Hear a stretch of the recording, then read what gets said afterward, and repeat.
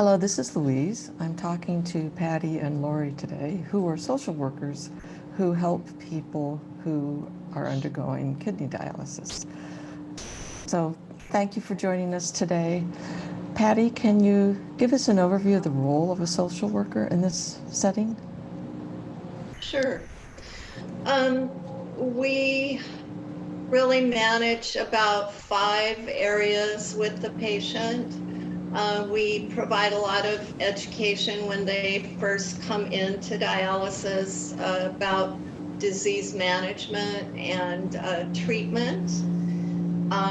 We want them to understand chronic kidney disease, what the treatment consists of. It's not only the dialysis here at the unit, but they also have medications, they have dietary and fluid restrictions.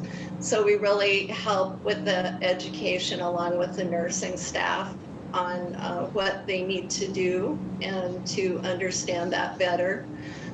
We help with quality of life issues. Does the patient, if they're working, do they want to continue working? Do they feel like they can?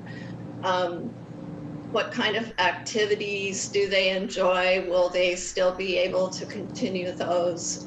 Really, what gives their life meaning and how they can adjust to continue those types of things. We talk about life goals. If a patient really enjoys traveling, for example, maybe home therapy treatment would be more appropriate than coming in center. Or do they have family members who want to do the dialysis at home, or are they independent enough to do it themselves? So we talk about what their goals are for that. We talk to them about adjustment to chronic kidney disease. There's a variety of emotions that patients go through, some depression, anxiety. Some people experience denial and try to kind of test, whether they really need to come to every treatment. They're feeling a great lack of control, and almost every area of their life is being affected. So we help them on how to manage their stress. We make referrals for counseling. A lot of patients have caregivers who are very intimately involved, so we provide caregiver support. And then the fifth area is really satisfaction. We educate patients on what their rights are as a patient, and we help mediate any complaints or conflict. That's a lot. When do you first meet a patient? How do you become involved with them? When I hear that we're having an admission to the clinic, I usually contact them by phone before they come in and talk to them and, go through what to expect for their first treatment. We have, new COVID processes here, so I try to give them a little information about what it's like to check in here.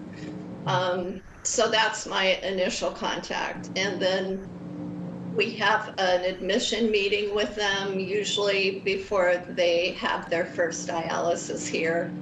And we go through an informational packet, we get consent signed, and start the education right away.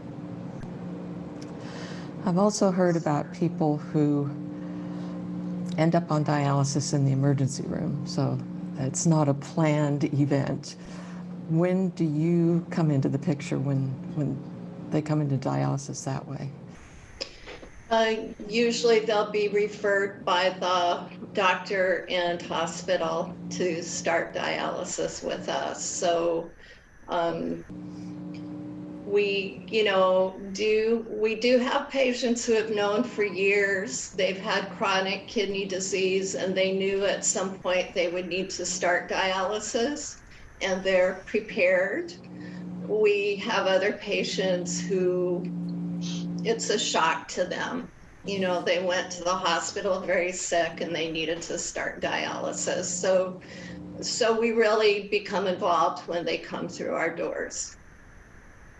Okay. And I know, Lori, you also work with people who are doing home dialysis.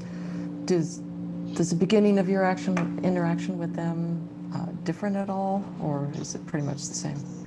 No, my interaction is pretty similar to what Patty has explained. A lot of times, some of the people that we get are in-center patients, so they've already been admitted here on the in-center side, and then after a while, if they're comfortable, then we can assess them for home hemodialysis or home peritoneal dialysis. So they've already had some, they know us from this side, and then they can come to the home therapy side, and we will admit them over there, but they've already gone through the admission process. Some people opt to start with home therapy as far as home hemodialysis or the peritoneal dialysis. They've already had that discussion with their nephrologist or doctor, and they know kind of what to expect because the doctor has explained that to them. So upon those discussions, they usually come in knowing which modality they're choosing. And then they will start their training process with the nurse and the dietitian and the social worker and the home therapy side, whatever modality is that they chose. So it just kind of varies. We do get on home therapy, we do get people that are brand new, and we do get people that have come from in-center dialysis too. So, we're constantly trying to assess and reassess our patients who might be eligible for home therapy, just because sometimes it frees up their lifestyle a little bit more as far as travel, work, family. If they're able to do it, then we like to at least do an assessment and see how would they do and would they be able to do it. So we're constantly, Patty and myself and the social workers, we're constantly having that conversation of who the person is and what are they capable of, and are they capable of being able to do it at home, and do they have support that would support them at home with that as well. So it's a very interdisciplinary team approach for sure. Social workers, nurses, dietitians, we're all pretty involved with that. I've talked to a home hemodialysis nurse who talked about doing home visits to assess, set up the home for that process. Are you involved with that at all? I don't necessarily go out to the patient's homes. Each patient, whether it's home hemodialysis or peritoneal, they have to do a home assessment to check for space and what their lifestyle is like at home, make sure it's appropriate. And the nurses typically go out and do that assessment. There has been a couple times I've been on the home assessments, as far as just to see how the patient, where they're living, and if we feel that the person, if they're going to be on their own, especially doing the therapy, if they're set up to be able to do that. So I have gone on a few, but it's not typically our role. But if the nurse wants me to go, I've certainly gone a few times just to help support them, for sure. Okay. And I always wonder about cost. So are you the person who helps patients through insurance coverage and coverage for their dialysis? So in the initial meeting with the patient, we'll talk about insurance in a broad manner.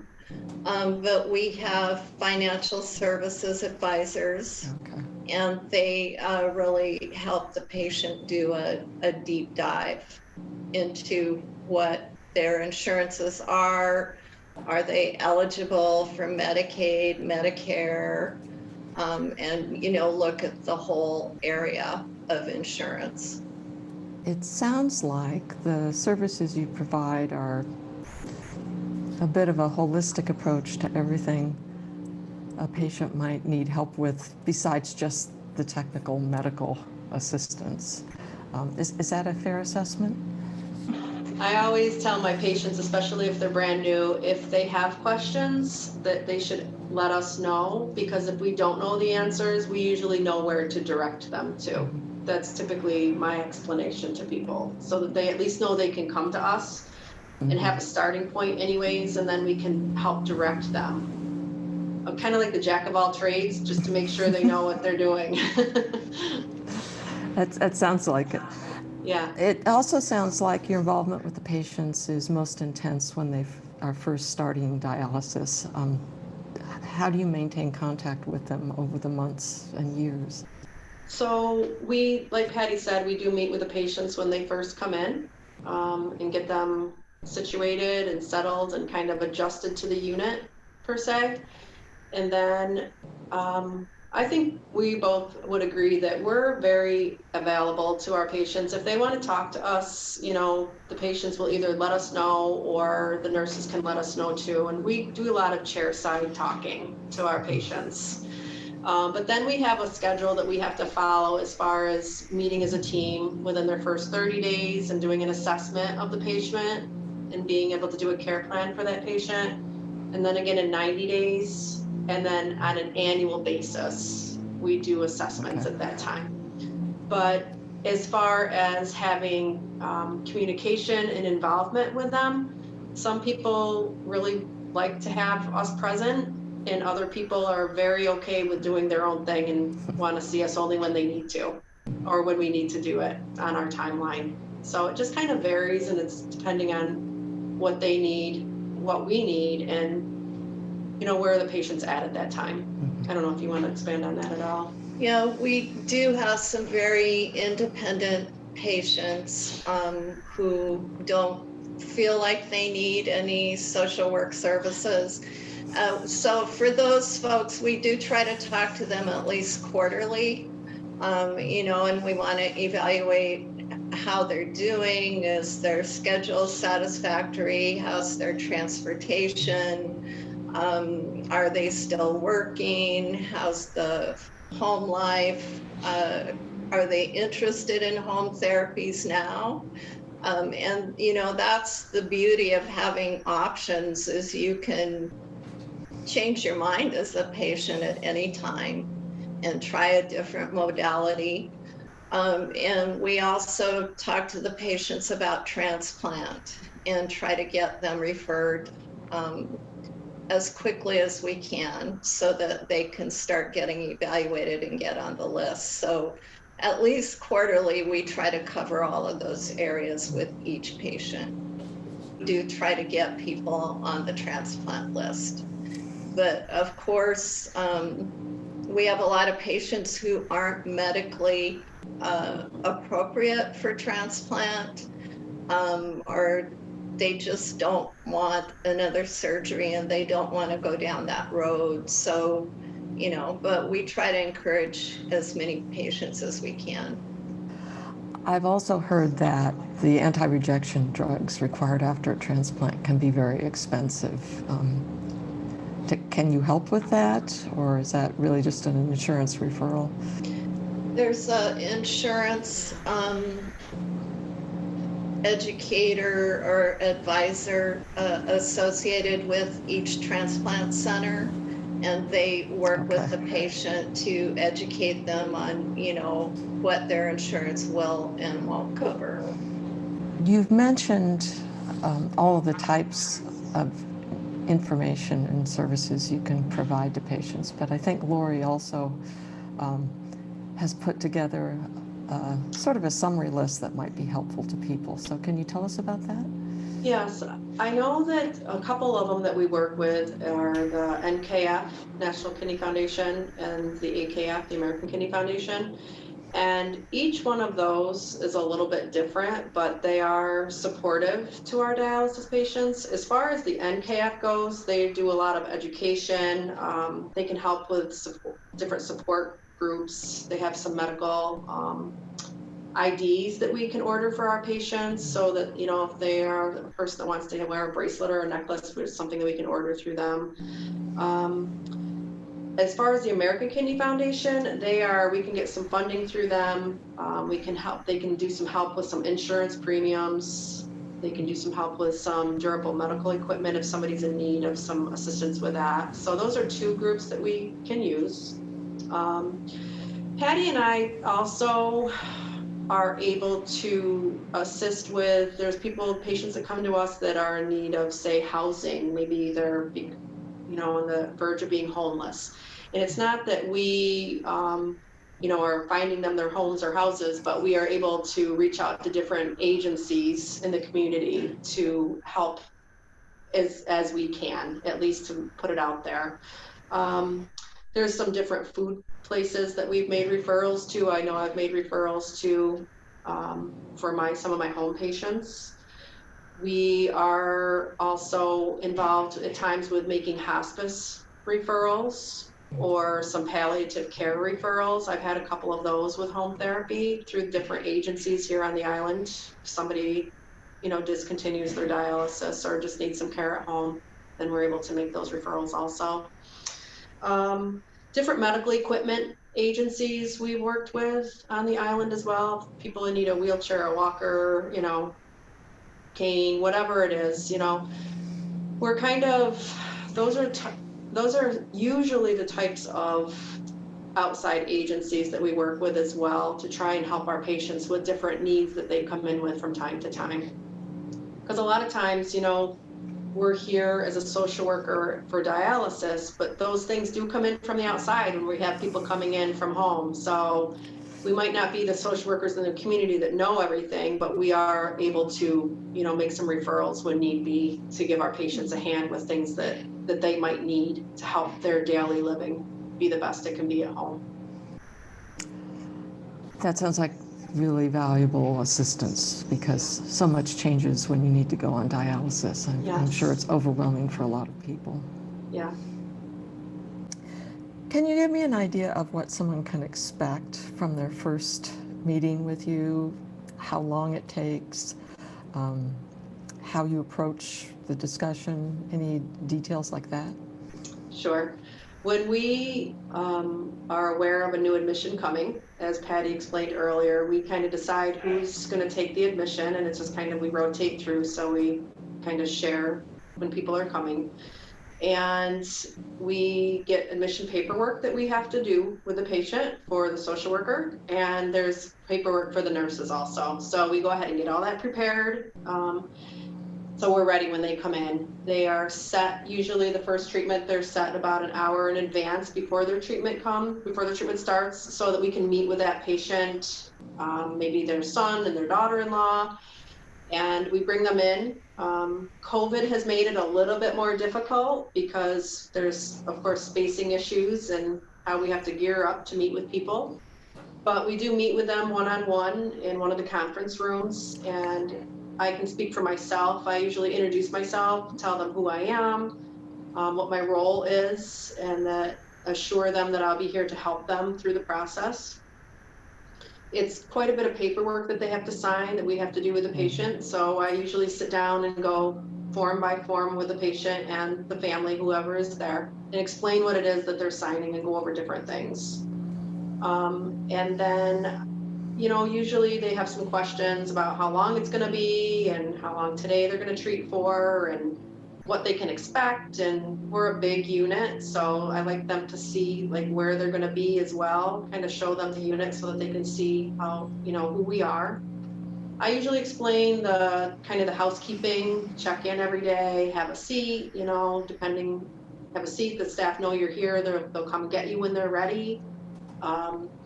I try to just give them a general overview of their first day and what to expect, but also reassure them that we're here to help them and that I will be checking on them, over the next few treatments to make sure they're doing okay. And if they have any questions, I had a family in particular that I admitted a couple weeks ago, and I just feel like they've been very kind of needy because their mother had a hard time getting used to the treatment, and she's having a hard time. She's older. And I know that I've been in touch with the son a couple times a week. I call him, or he can call me. He knows how to reach me too. And I think that it's just a very reassuring feeling for the patient and the family to know that they have a point person that they can get in touch with and that will contact them back when need be. So I think for me anyways, and Patty probably can go into it a little bit more also, I try and feel out what their level of need is. Some people, like we said, they don't want to see us at all. It's like they hear social worker and they're fine, they don't need anything. Other people really want you to make sure that they know you're there and you're checking on them, and if they have a question, they're comfortable to ask us. So I always feel like it's kind of my assessment where I feel where the patient and the family are at, so that I can be as available as I need to be, but yet not be overbearing on them either. So it's kind of, it's comfortable and it's a good relationship. And then when people are a little more adjusted, we still go and see our patients. I think we're very good at seeing our people, as many as we have. But, I think that it's important to them to know that we're present and we're there if they need any kind of help or they have questions. We can help field those for them. So that's typically my first day with somebody, is to try and just make sure that they know what they're expecting that day, to get through what we need to get through with them, and kind of go at their pace. And sometimes we can't do that paperwork the first day, so we have to adjust ourselves too, and maybe we have to get them the next time they come in, because maybe that day just isn't the best day. But I think that we're pretty good at trying to feel somebody out and get to where, beyond their terms and on their level as to where they're at, to make it the best experience that it can possibly be for something that's, pretty big in somebody's life. I don't know if there's anything you want to add to that. Well, we give them a packet of information, but we don't go over it all because the whole situation is pretty overwhelming. But we do provide the patient handbook and emergency handbook, what to do in an emergency if you're on dialysis. We have information about the National Kidney Foundation, advanced healthcare directives, home dialysis, the Health Services Advisory Group, which we're in Network 17, and that organization makes sure that patient rights are protected. So we give them a nice packet that they can take home and delve into later, at their own pace. And we do assess whether they're feeling depressed or anxious, and if they are feeling suicidal now or have felt suicidal in the past. So that's important to ask at our first meeting. You mentioned, I think, Health Services 17. Is that a government organization? It exists through CMS, which is the Center for Medicare and Medicaid Services. So they exist to make sure that patient rights are being observed, protected. So I'm getting the impression that the role of the social workers is to be almost infinitely flexible and attentive to both the patient and their family and their needs, and to stay focused on the overall goals of dialysis and the resources that are available. It sounds like that must be very rewarding for you, though. It's very rewarding. These patients are so resilient. They've been through so much, and they just, keep going. So. You mentioned paperwork during your first visit and an advanced health directive. Can you talk about the importance of that, and if there are any other documents relating to preferences about care in case of bad outcomes? We provide patients with information on advanced healthcare directives, and we really encourage every patient to get an advanced healthcare directive. Some patients have living wills, but usually the living will say what they would like should they become incapacitated. the Advanced Healthcare Directive actually names who can make decisions for them should they become incapacitated. So it's really a gift to the family and the people who will be making those decisions if they have something to refer to and they know what the patient would like them to do.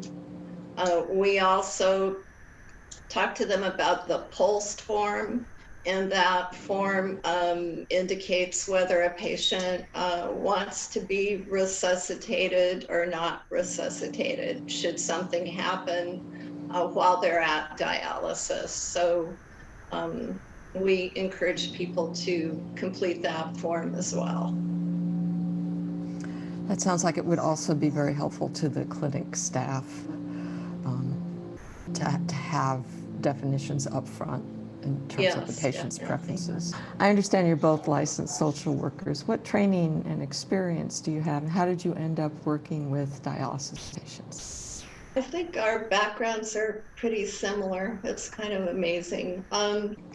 My first job out of my master's program was at a dialysis unit in Colorado. And I worked there for several years, and then I moved to Hawaii and did a lot of other things, worked for nonprofits. So then many years later, I ended up coming back to dialysis. So it's really been a full circle for me. And I think a social worker, you have basic skills that you can really apply to any situation. But it was so helpful to have that beginning in dialysis and then to come back home. Yeah, it's kind of interesting because my start was the same as hers. I received my degree and I started my first job as a dialysis social worker many years ago, and did that for a number of years. And then like Patty and my first job, I'm from New York. My first job was in New York. So kind of did some different jobs as well along the way. And then I ended up moving to Hawaii a number of years ago. And once I got here, did a few different jobs and then came full circle too and ended up right back at dialysis all over again. But like Patty said, I think it's just, you have some of those basic skills. But I do know that as the job that we do, I feel like you really have to have a heart for this job, because I don't think it's for everybody, because we have very sick people and they are needy people. And, I know that I enjoy working with them, and you never know. Every day is a different day here. You never know what we're going to come up against. But what we do is you said it earlier, very rewarding. And it is, when you can help somebody make an adjustment, or you can help a family that's really having a hard time and they just thank you because you just made it so much easier for them. It's pretty significant, and you just know that you've done the best that you can do. So I just think that, the heart that's there we're just very fortunate too that we have the people that we work with. So, yeah. Very cool.